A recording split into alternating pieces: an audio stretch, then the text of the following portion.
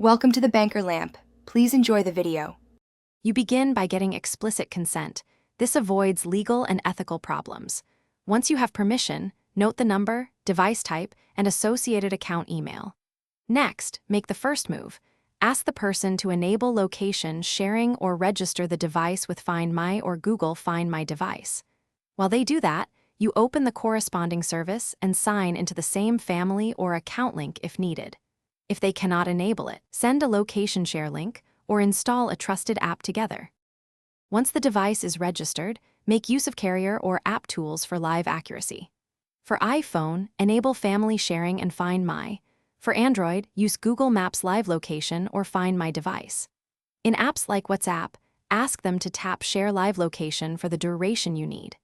If this is an emergency and consent is unclear, contact the mobile carrier and request lawful assistance. They can provide network-based coordinates. Make sure location services and background app refresh are allowed. You finish by confirming the live coordinates, cross-checking the timestamp, and watching movement to ensure accuracy. Once done, revoke sharing permissions and sign out of any linked accounts to protect privacy. If you don't see updates, try this key troubleshooting step.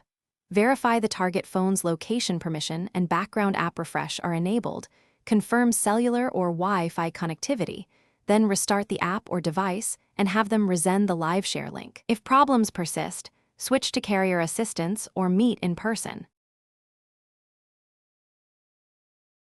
Thanks for watching. If this was helpful, leave a like and consider subscribing. See you next time.